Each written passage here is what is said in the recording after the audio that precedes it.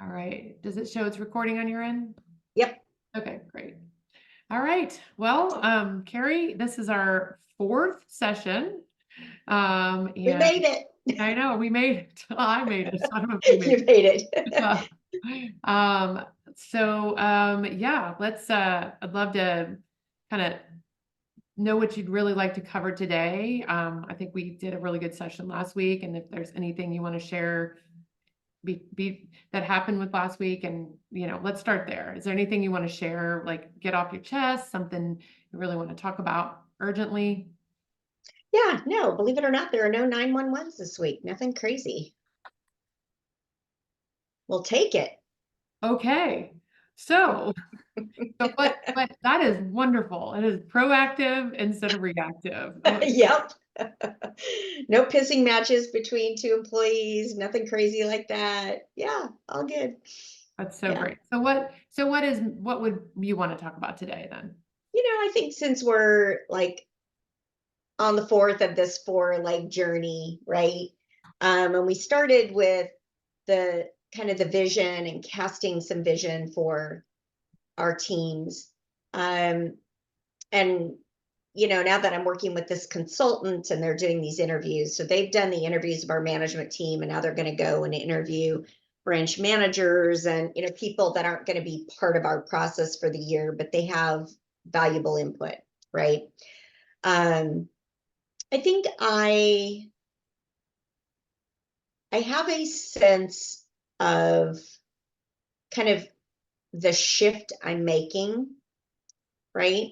So from being the doer worker bee person who's always had to somebody else telling me what to do and I'm just checking out the boxes and all of that. It's really um it's a shift to go into not being the doer, but having to be more of a vision caster and looking at the overall, right? Mhm. So we had our region one. So region one is like all of the West plus Colorado, if you call that West. Um, we have those meetings on Monday and Tuesday, and we went over survey results. And so our company, Pango, first participated in the survey, and it was in November. So, it's 2 months after the world fell apart and all of that. But I have marching orders about the survey, and I just had this like mind shift to go, oh, well, Russell's got this meeting, but that meeting's already filled with this. And then I had this meeting, but that's not until blah, blah, blah. And then I just went, no, I can call a meeting with all these people just over Teams and say, we're going to go through these survey results. And I'm the leader here. And we're going to talk about this. And here's what I want you to do with them. And it doesn't have to be, Mike Holt said this is what he wants us to do with them. It's me going, I did a deep dive into these survey results, and here are the problems I see. And so he assigned us, every people leader needs to pick two statements from the lower scores to work on, right? And only 50% of our people completed the survey, but I was just like, I so often am thinking, well, he gave me a task to do. But on the other hand, I'm looking at it going, this is real valuable data in this process that we're in. I mean, I sent it to the consultant, so they'll be looking at it, right? But for our team to, independent of all of this that we're doing, to talk to people and get some feedback. Like, here's where we scored low. And there's two branches that scored significantly low. One, I know we have a really toxic branch manager. The other one, the branch manager sees herself as the leader of the branch managers, and she can be very toxic to our leadership team, but she sees herself as this person that's so great a manager. Well, her scores in her office are terrible. And she'll probably say, well, they're talking about you and the people above and blah, blah, blah. Well, whether they are or not, you have a culture problem in your office, right? And so, short story long, I want to bring the teams together and say, this is what we're going to do. And also, I've really just determined through this process and through these meetings I had with all the region one leaders on Monday and Tuesday that this toxic person needs a conversation. Mm, And that's something I've been avoiding for 5 freaking years because mm, she's just a horrible person mm, to work with. She's passive aggressive and mm. just she's just kind of mean, but she thinks she's everybody's mother, like, oh, I'm the leader of the branch managers. So I guess what I'm saying is I'm sort of pulling up my big girl panties and going, I'm just going to lead. And these are the things I need to do to lead. Mhm, And it's not that I push people out of my way, but mhm. I'm not going to defer so much. Um, I'm just going to do what instinctively I know needs to be done. And that feels really good and empowering. Yeah, that's great. And I loved hearing all that. It makes me so proud. Thanks, Christy. I love it. No, I mean, you're doing it. You're stepping in. I Yeah. mean, so what about that would you most like to talk about though with me? Because there was a piece about having a conversation with somebody that you don't want to have. There's a piece about having everybody on teams. Like what would you like to talk about with me? Yeah, I think it's more maybe just talking through that, stepping into what I feel instinctively needs to be done without apology and without like worrying so much about stepping on people's toes, Mhm, right? mhm, Like, Russell has shown me who he is. He's got some work to do.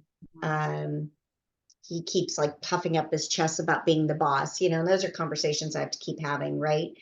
Um, but just looking at it going, from the outside in, yes, he's a leader and new in his position, and my job is to kind of coach him and carry him through. But I'm the leader. Mhm. Like I I just need to take the bull by the horns and kind of do some of these things and just say, hey, I'm taking over your meeting for an hour. This Yeah, is what we're doing, yeah. right? So I guess just talking through maybe how to step into those areas unapologetically, Mhm, how to have a conversation even with Linda is her name, this branch manager who's ugh, hard for all of us, just really hard for all of us in leadership. And I guess just leading through it and also not taking personally um, feedback that comes back about that. Does that make sense? I don't know if I was clear. No, it makes a lot of sense. And yeah, yeah. It tells me I'm often. I mean, I know your Enneagram, so it's similar to probably your Myers-Briggs, but it makes a ton of sense. So at the end of this, what would success look like at the end of us talking today? I think feeling confident that that is the thing to do, and Mm, maybe a little direction on how I do it. okay, okay, that's great. That's yeah.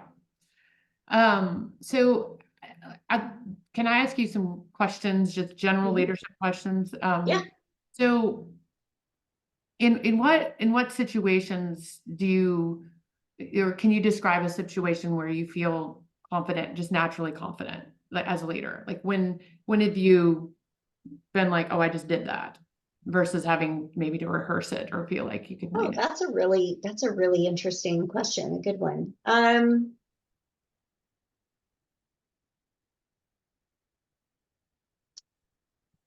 I think when I have a conversation with somebody that maybe I'm tentative about going into, and I walk out of it going, that went really, really well.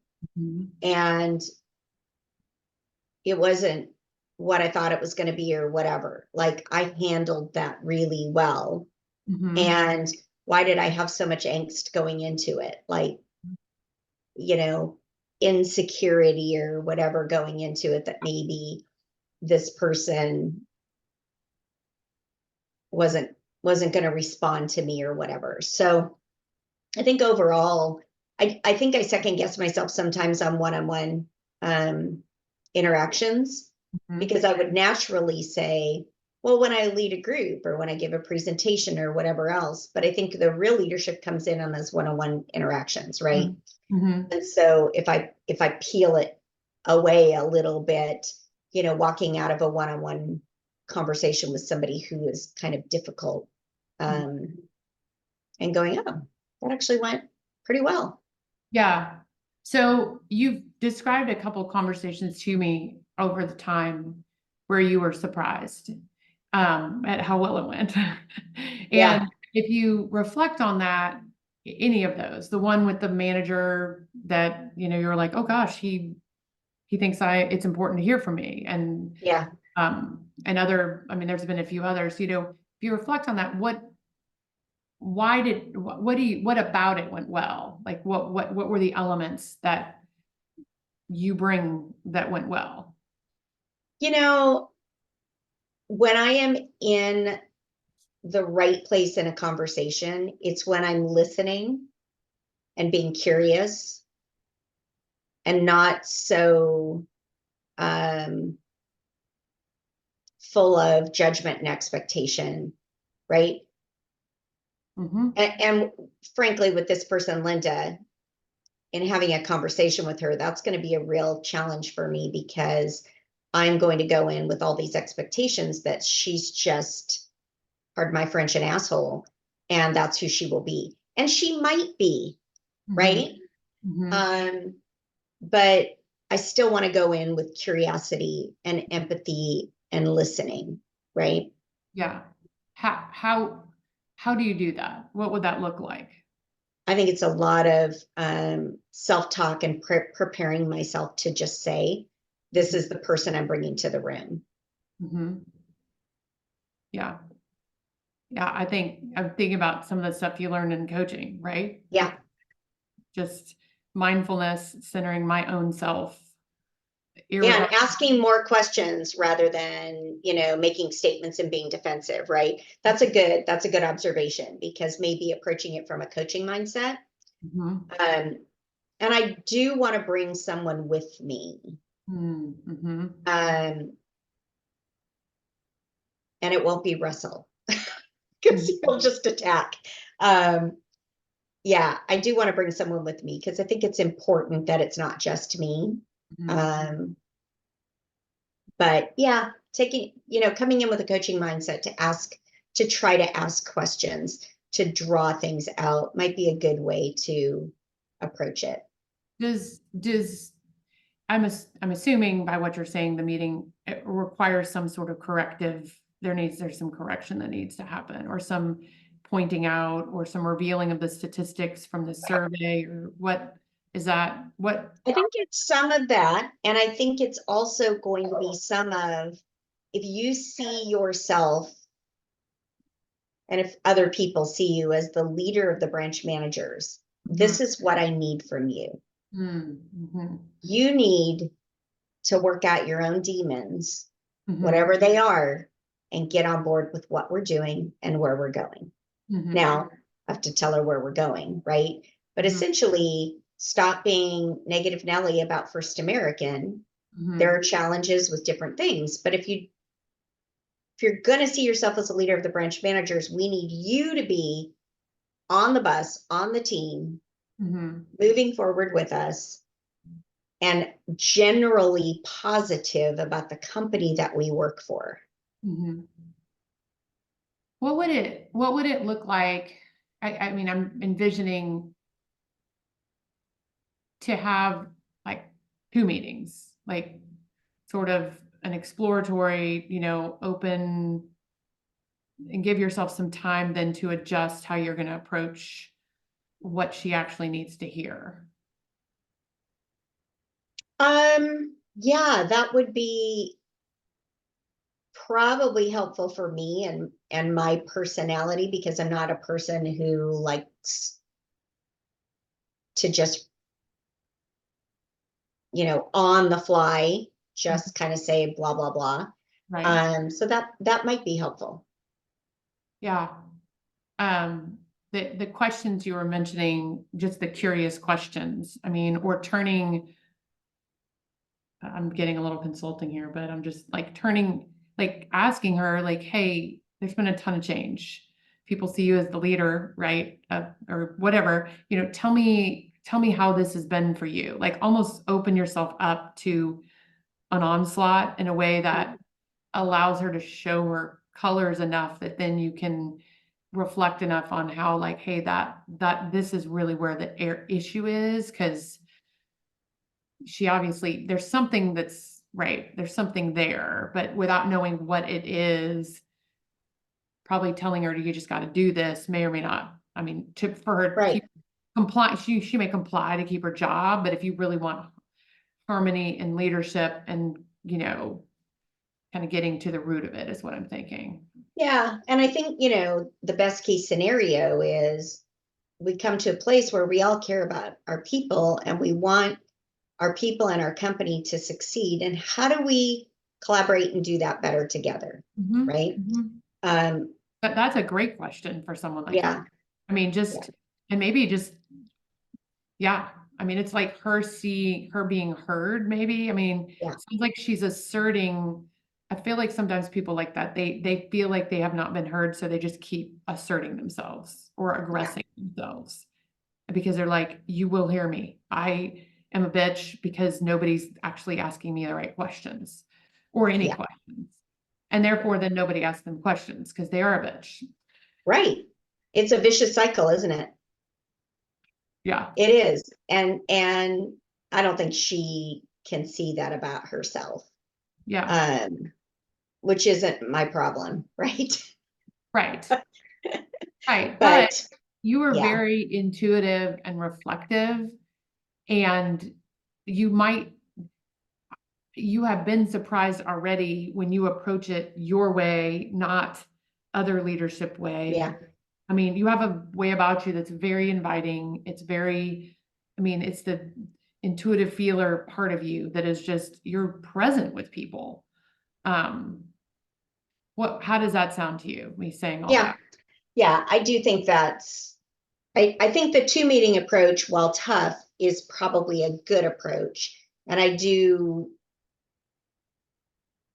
think just the curious questions and how do we come together to collaborate to make this better, right, is probably a better way to go than me starting from a place of you and I haven't gotten along for 5+ years.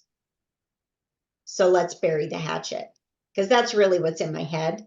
And if I can just let that go and start here, Mhm. and if she wants to bury the hatchet, fine. But I guess I don't need to start from that place. So that kind of makes sense.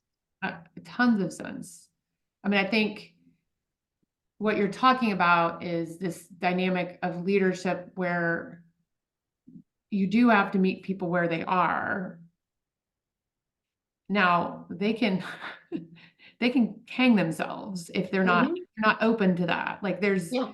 you don't control that outcome, but if you give her a chance and you open a door in a different direction where she feel, you know, that there may not need to be a second meeting if she loses her shit or whatever, Yeah. which I mean, or it can just be, Yeah. well, okay, that's fine. I'm closing that door. Do you remember those, that Townsend, you know, how to have a difficult conversation and there's one step in there. If you don't have it, I'll send you, I've reworked it a little bit because I've used it a lot, but it's the one that says, even in practicing and even in the moment, you can set a boundary. Like if she gets crazy, you can just say, hey, I'm not going to have to talk anymore. Yeah. We're done. Right. Yeah. Does it help you to practice conversations? I mean, even just in your head or write it out or like, It helps me to write it out just a little bit to say, here's my focus. Here are some questions I want to ask, right? Role play doesn't really help me too much, mhm, because I don't, it just isn't my thing. But yeah, I I, do think yeah, I'd be interested how you rework the document, but I do have that document still in my Google Drive because I think that's a good framework. Right. Um, So yeah, what, and I think so many people just want to feel seen and heard and part of something, right? And I think the healthy parts of her, that's what she wants, and there's nothing wrong with that, Mhm. right? I No, think the challenging parts of her are just going to be challenging. sorry, my lights just went off. I don't know what happened. Let me, Uh-oh. I think it's just because it got dark out and that like my little, here, let's just try this. There, I mean, it's weird. Okay, that's better. I had to turn on the overhead light. It's gonna rain or something, so it got dark Yeah, out. so it And got then my dark in other here. light just happened to turn off and I'm like, I'm in a Where hole. am I? So I hear you, it's a couple things I heard here that I'll just reflect back and you can tell me if this is right. Part of, part of the anticipation, um, is wanting to be prepared, for Mhm. the conversation.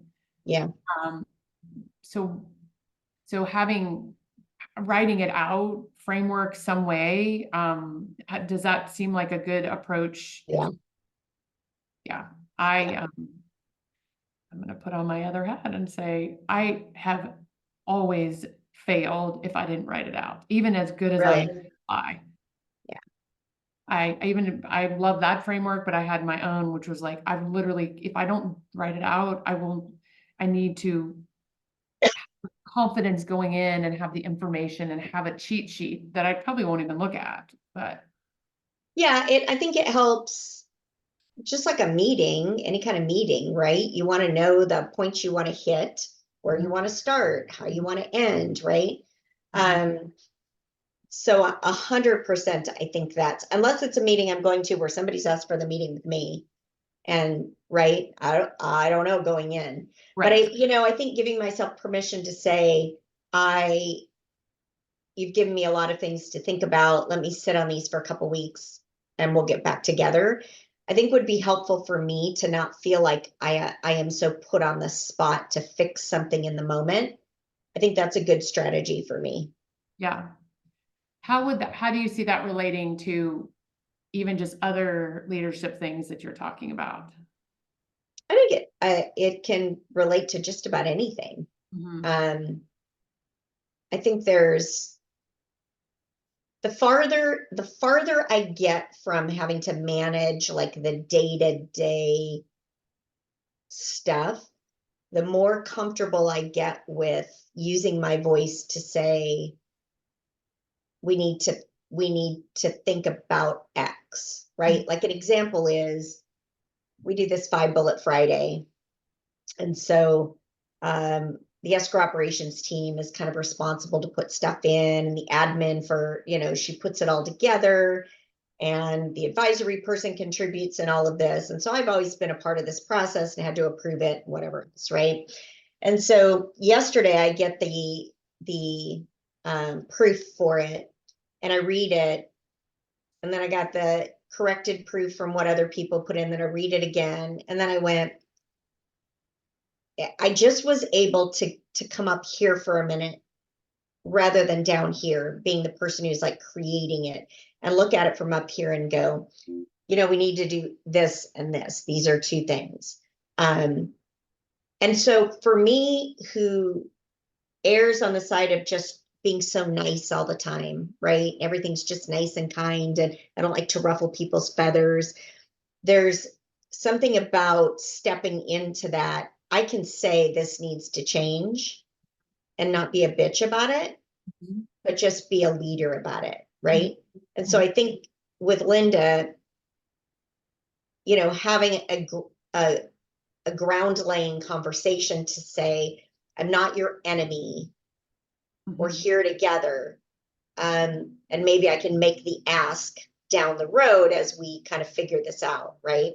mhm. Um, I don't know. I'm thinking out loud here, but I think there's something to that. Just not being so tactical in the moment, but being a little more of that visionary kind of person. Like, Yeah, how are we going to work together going forward? yeah. I mean, you're talking about, what I hear you saying is talking about keying into how you work best, especially with complicated emotional situations. And Mhm. I would say nobody works best on the fly, but you're Yeah. more aware of it. And then a lot of leaders say, oh, I can just handle it, whatever. But that a lot of mistakes are made, I believe, without people taking time on such an emotional thing like Yeah. that. But when it's something that you can already see and it needs to change, you need to have this meeting, you need to say these things, what do you need internally to feel confident in that? What do you think you need internally?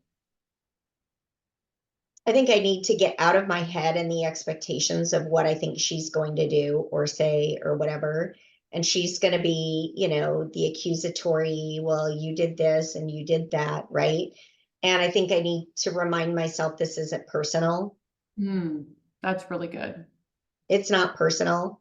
I'm not the one who made the decision to oust your best friend, Scott Akerley. I'm not the one who, you know, put me in this position. I'm not the one who did X, Y, and Z. Yeah, I'll take responsibility for whatever I can take responsibility for, right? But it's not personal to me. It's stuff that happened that she has emotions about.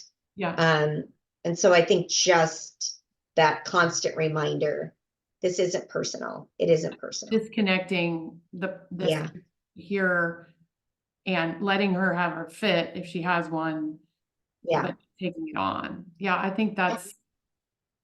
I mean, I feel like you can do a really good job, and what you're describing sounds to me like a potential for it could be a win-win. I don't know her, and again, you don't. I'd be shocked if it was, but I was also shocked at what that other branch manager came with. So you never know. Yeah, just I want to affirm you have a lot of relational equity that you bring. I just it's all over you. So just affirming that is not Thank coaching. you. That's just, and Thank you. I sense it. I mean, like, and it's something I've had to really learn. It's not intuitive for me. So, Yeah, I think the challenge for me in this company in particular is everywhere else I've been able to use that and it's well received and all of that. In this company, with some people, they've never been open to seeing that in me. And I have to accept some responsibility to say, I probably haven't been open to being as relationally connected. mhm, And because Scott was such a good relator, mhm, they saw him as the guy who could relate. mhm. And imperfect as it was, Right. right? He filled that role. And so I do know that for me to be successful long term, I have to break down those barriers Mhm. and allow people to, to at least see it. If they reject it, that's on them, right? But I have to do the work to invest in it, Yeah. which is hard. It's Yeah. it's it's hard. And some of them, like I would look at her and go, she hates me. And she might. Yeah. I don't Right. know. Yeah. Does Yeah. that matter? Not really. I mean, because you're Yeah. the boss. I mean, like, Yeah. and you have to, yeah. I Yeah. don't want to be a jerk about it, but in the end, yeah. So when you think of Scott, ha- even though he did the role, how are you different relationally? Like how do you approach it differently? I he was more of a um say yes to everything. He's the Disneyland dad, right? And so part of the dysfunction that we created was that somebody had to keep the trains running on time, somebody had to say no. So I was that person. And so it set me up to be the bad guy, Mhm, the mean mom, while he got to be the Disneyland dad. mhm, So in the end, I also want to do what's best for people, and get to a yes in every situation we can. Hmm. But I also, he was always like, there has to be a win in it for people. And I would just say, there are some things there is no win. We just have to do it. And at the very end, before he was gone, he finally did concede that with me. He's like, yeah, you're right. I said, so sometimes we just have to expect things of people. Mhm, So mhm. that was him, right? Like, if there's no win in it for people, why are we doing it? Now, there are some things you can question and Mhm, say, well, do we really have to do that? And I'm not as good at questioning it, where he was really good at it. mhm. Um, but in so many ways, I I need to shift the narrative just a little. That yes, he was Disneyland dad who did all the nice things for you, and you always felt like he had your back and he was doing everything. But you know who was really doing all the shit for you? It was me, right? Or my team or whatever. Right, right, So just people want a problem solver, solution finder who's on their team, because they're revenue generators. Like, what do you need to do your job, and what barriers can I remove for you? Right. And as mhm, much as I can lean into that, but I mhm. can't remove every barrier, Right. but I can sure remove the ones I can and help you. Right. So I think putting myself more in the solution finder, problem solver, right?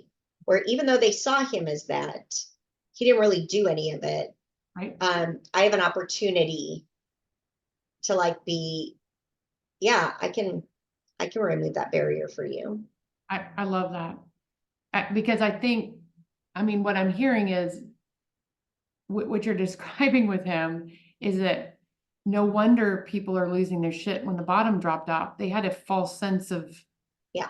that they were living in, they thought they were in Disneyland, but they were actually like, I don't know, watching a movie or something. I don't have the right analogy, but like, no wonder this is so devastating because they Yeah. didn't even have, it's what you told me before at one point that he was not being honest all along with really what the reality was, what not with No. not with anybody. No. Yeah. And now everybody's, I mean, that, yeah. So shifting what you're talking about is, I think, something very important to lean into. Who am I going to be? How am I going to be a leader that really is equipping and empowering and supporting the people, but doing it my way? Yep. Um, Yep. Yeah. I made the analogy recently, and maybe I told you about this, but that he put people in cages mhm, and fed them. mhm, And now they're like being let out of their cages and they don't know what to do. mhm. Yeah, But he had them in cages and told them they loved it and they believed him. yeah, yeah. So part of this, so what I'm hearing you say, part of what could be helpful for you is to kind of remove the, like, what people think about you and more like understand I've got to repair bad leadership. Yeah. And so, because I mean, they don't, whatever they think about you is through that filter anyway, which was false. I Yeah. mean, or it's a fantasy, or it was, at least at best it was propped up, right? I mean, Yeah. Right. Yeah. Yeah. which makes it hard. Hmm. Makes it hard. So back to, I don't want to lose, there's one other thing we talked about. I feel, how are you feeling about this conversation with her? Good. I think I'm feeling good about it. I Yeah, think I'm feeling confident that I can do this and it doesn't have to be such a scary, intimidating thing. Yeah, I'm going to be, a little anxious going into it just put because of your, what it is. put your Kevlar on, Yeah, right. put your game face on and be like, Hmm. Yeah. but about being more just directive in general, Hmm. that was at the beginning, what, what, what do you feel like needs to change inside for that? Like, or what do you feel like is missing? I think I need to get more comfortable with just saying this is how it's going to be. Mhm. What would it look like to just basically swings the bat, like just do it? And Yeah. I think it looks like I think it looks like just in the, in the case of these surveys, Mm-hmm. to just be like, this is the process we need to do. I'm driving it. I'm just going to do it. Mm-hmm. I'm not going to wait till we can have a meeting, get everybody together and do all this. Cause that'll be a month Yeah. and I don't want to waste a month. Yeah. Like, we don't have to have a big meeting about it, but hey, here's this, here's your assignment. We're meeting in 2 weeks. Here's what we're going to talk about. Here's what you come prepared with. It's what you're going to do. I Yeah. think, people are like, oh, another meeting, oh, this, oh, that. Well, I'm not asking you to drive to LA for it. Just get on a call and this is what we're going to do. Mm-hmm. So I think just some of those things, and just making decisions, right, wrong, or indifferent, right? Mm-hmm. And executing on them, I Mm-hmm. think will go a long way.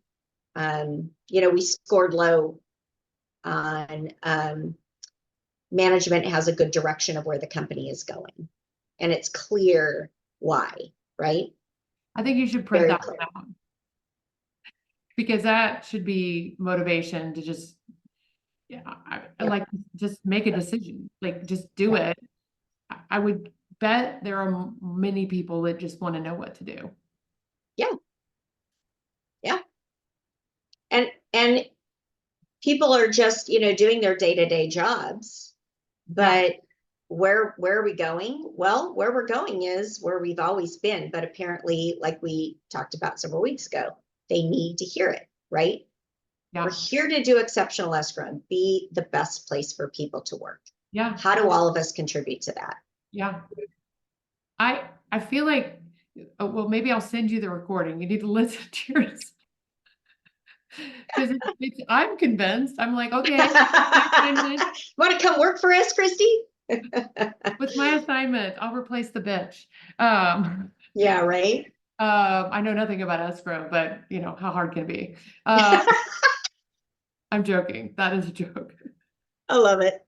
Especially if you knew me with numbers. So yeah. And I guess the only other question I have is I hear confidence in your intuition and then backing up a little bit. So what happens there in between those two things? I think the call it fear or anxiety or whatever, just about the personal attack.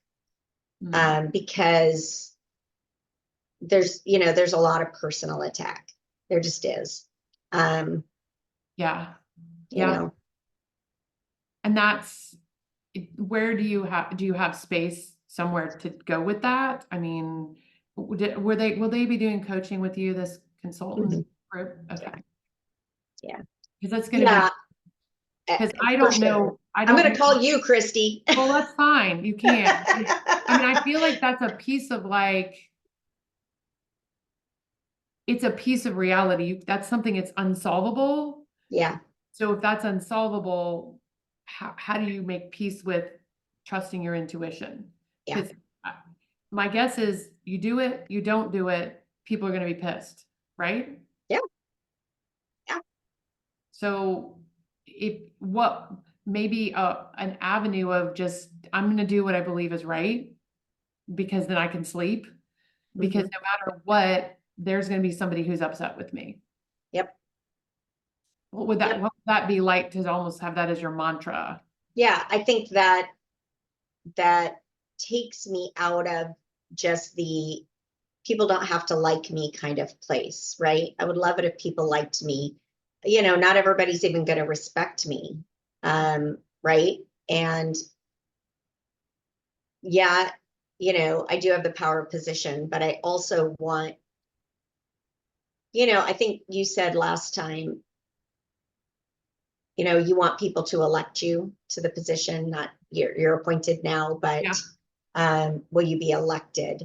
And I would like to say at the end of the year that, 80% of the company would elect me, or 75% of the company, right? 100% is never going to happen. I mean, I used that with Russell too. I talked to him after our call last time and shared that with him. But that's only going to be done with really grassroots connecting with people. And Mhm. that feels exhausting, but I can start with, the leaders, and if they have an overall positive outlook and they feel connected to me, they will help their people feel connected as well. That Absolutely. is just, I don't have to go have lunch with 165 people. Yeah. Yeah. And I think it's fair knowing this fear to, you don't have to, I know you have to talk to this one person, but I'd be looking at what people that you need to connect to that you are easy. Yes. Like, Yeah. don't, Which I already put a couple on the books, good. right? Do not Yeah, front I load did. all the shit shows. Yep. Gotta Yep. have some wins. I mean, 100%. Yeah. I can just remember one-on-ones where I'd be like, had them staggered in ways that I knew would make my week pleasant. Cause I'd be Yeah. like, Oh, I've learned that lesson. Like if you have too many hard things in a short period of time, it's just so exhausting. So yeah. intentional, like, oh, Yeah. Like on this day, we're going out to this person's office for a roundtable. And I think she's the only one on that day. And it's an hour and a half away from me. So my friend said, "Are you free on the 20th?" And I said, "Well, I have to go to Valencia, Santa Clarita area." I said, "But I'm not planning on staying out there late. I'm going to get home." So I've already got a happy hour scheduled with my friend on that day. And I think I'm going to talk with her on that day. So that'll be perfect. I've scheduled that right. that's so great. Yeah, I mean, that's smart. I mean, yeah. So, okay, so we kind of went broad, but there were the very, really important things. So how are you feeling now that we've kind of talked about sort of the one specific, but also the broader? Yeah, I feel like I have some good direction, a little more confidence, a little more uh kind of through line with everything. But with her in particular, just with any difficult conversation, just like how do I set myself up for not being emotionally just Yeah. crushed in the midst of it, right? But showing up as a leader, my true self. And Yeah. thanks for saying I'm, intuitive and relational, because You sometimes are. that gets lost. No, you really are. You're really good at it. It's Thank you. very clear to me. Um, the other thing, and then we'll end, but this is actually very consultative, but one thing I would try to remind myself is it's what I mentioned. I called it an unsolvable problem, but thinking about when I'm perseverating, am I perseverating on something that can even be solved? Yeah.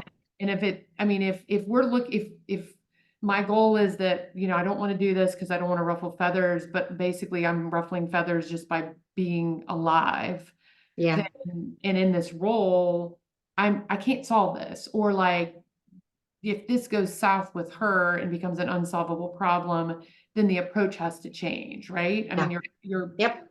I think more and more when I would, hold on a minute, I'm already over here in flight or fight or something over Mm-hmm. here, but I haven't assessed, is this even something that I can fix? Or I'm over here problem solving or trying to line it out. And Yeah. I think approaching these things when you find yourself, why won't I? Why can't I? What's happening? It's probably because you're trying to fix something that you can't. Yeah. Yeah. It's a It's good point. it's like parenting, but on a macro level 100%. and getting paid for it. Yep. You're perseverating, and you're like, wait, I don't even have control over this child. Right? 100%. Oh my gosh. So some of that freedom that you have as a parenting adult children, like just think of it here. Wherever you found the ability to set aside, I think it's just Yeah. asking yourself. So, Yeah. all I right. Well, agree. I know we ran over but I've loved this. I'm going to miss you. Well, we can still talk. I know. Well, I told you, I think I have more that I have to do. So, Yeah. you know, Yeah. I'll But let, I'll update you. I'll keep you posted. okay, good. All right. I hope you have a wonderful weekend. You too. Enjoy it. Thanks. Bye. Okay. Bye.